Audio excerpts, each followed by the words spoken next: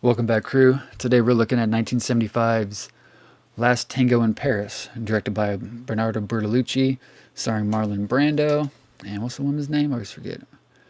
Maria Schneider. Alberto Grimaldi production. This is 2 hours, 7 minutes. Why did I say 1975? Excuse me, 1972. 1972.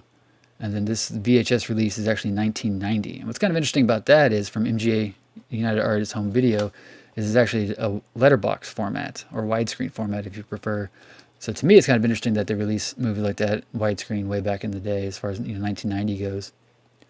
I do like this movie. It's definitely up there with one of the ones you kind of need to see, especially as far as Bernardo Bertolucci goes, and that's just a fantastic name.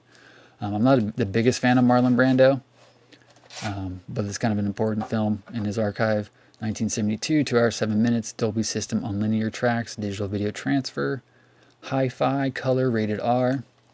Good amount of tape there, so it actually still holds up pretty well. I don't recall this is one I bought recently that I found at Half Price Books, or this is one I owned. I don't think this is one I owned as a kid or as a teenager.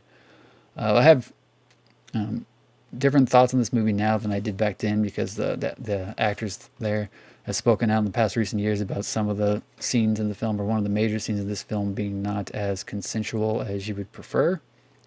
I do remember that Jean-Pierre Léaud is in here. He's a French actor that was in a lot of Francois Truffaut stuff, including the Antoine Doinel sagas like 400 Blows and Love on the Run and all that. So obviously it's an important movie in the history of cinema. Some of this content's kind of questionable now, but it's definitely one worth watching if you haven't seen it. Obviously, if you can track down, I mean, obviously, if you find a streamer anywhere nowadays, it's most likely always going to be widescreen or letterbox if you prefer.